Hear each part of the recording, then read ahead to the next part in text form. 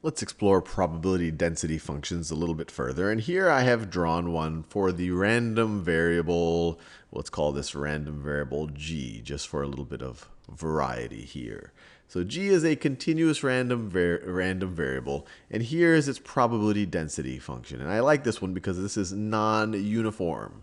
Now, the first question I have for you, assuming that it continues to be a 0 probability as we go greater than 5 and a 0 probability as we are less than 1, is what does this height have to be in order for this to be a legitimate probability density function for g, for this random variable? Well, all of the possible outcomes are between 1 and 5, including 1 and 5. And so the combined probability of all of these outcomes has to be equal to 1. And so this area right underneath this curve, the area right underneath this curve needs to be equal to 1. Well, that area is going to be whatever this height is. Whatever this height is, let's call that h. Whatever that height is times the base times 1/2 is going to be equal to 1. So what's that height going to be? Let's see. 1/2 times the base. So the base is 4 wide. It goes between 1 and 5. So it's 4 wide. So 1/2 times 4 times the height has to be equal to 1. And I can only do this because it's a pretty straightforward geometric figure. If this was some type of a curve, I would have to break out a little bit of the calculus. But anyway, let's work with this one. So 1/2 times 4 is 2. 2 times h is equal to 1. H, divide both sides by 2. H is going to be equal to 1/2. So this height right over here, is going to be equal to 1/2. And now we've constructed a legitimate probability distribution for our random variable g. Now, given this non-continuous probability density function here, so once again, let me make it clear. This is the PDF, probability density function. And we could actually describe this analytically if you want to figure out the equations for these lines. You could say it's equal to this line. The density function is equal to this line between 1 and 3. It's equal to this line between 3 and 5. It's 0 above 5, 0 below 1. We could figure that out, and it's actually a fun thing to do if you're in the mood. But let's think about some probabilities here. What is the probability that our random variable g is greater than or equal to 2 and less than or equal to 3? What's that probability going to be? Well, once again, we're talking about the range. It can be 2. It can be anywhere between 2 and 3, including 2 and 3.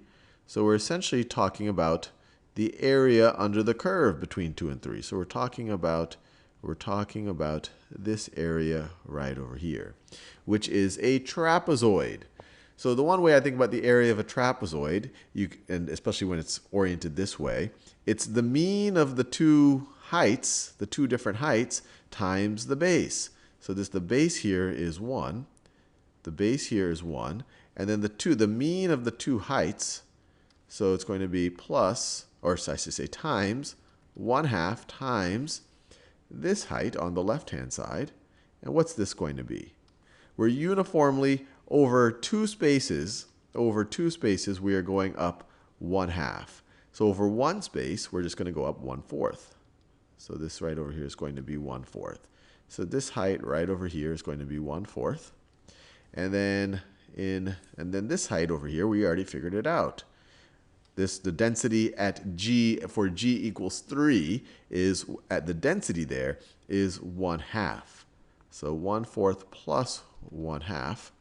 And so this part of the expression gives us our mean density over this range, and it's linear, so it works out well for us. If this was a curve, once again, we'd have to break out the calculus, but we're really just taking the area of this trapezoid. This base is 1, this base is 1, and then we're multiplying it times the mean height of the trapezoid. So this is going to be equal to, well, 1 times anything is anything. It's going to be 1/2 times 1/4 plus 1/2. Well, 1/4, that's 1/4 plus 2/4, which is 3/4, which is equal to 3/8. So the probability that g, for this non-uniform distribution, that g is between 2 and 3 is equal to 3/8. Now, let me ask you another question, and this is related to what we saw in the last video, but just a little bit of practice. what is the probability that G is going to be equal to exactly 3? What is this probability? Well, here we're dealing with the area. Remember, this is a density function. So it tells you how dense the probability is at that point. But if we're really talking about an infinitely thin rectangle here, which we're talking about being precisely 3, not 2.99999, not 3.0001, not anything in between. Or the only thing in between that would satisfy it is when we are exactly 3. And we see here that when you have a height of 1/2, but the base of your rectangle you have no width, you have no base. So you have a rectangle with no width has 0 area.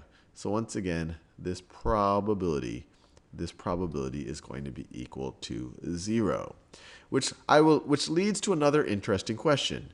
Here we saw that the probability that G is between 2 and 3, including 2 and 3, was equal to 3/8. What is going to be the probability? What is going to be the probability if I were to say G is between 2 and 3? Let me write it this way. G is between 2 and 3, but it won't be. But we're not talking about the situations when it is exactly equal to 2 or exactly equal to 3. But it could be anything in between. Any number. It could be 2.000001 or 2.9999999. We're just not talking about the scenario where it's exactly 3 or the scenario where it's exactly 2. What is this probability going to be, where these are strictly less than signs, not less than or equal? Well, it's still actually going to be equal to 3/8. The one way you could think about it, this is still going to be the area of this same trapezoid. We've subtracted out these infinitely thin rectangles at each boundary, which each have 0 area. If you take 2 0 areas away from an area, you still have an area of 3/8. It's a little philosophically interesting, a little something for you to think about.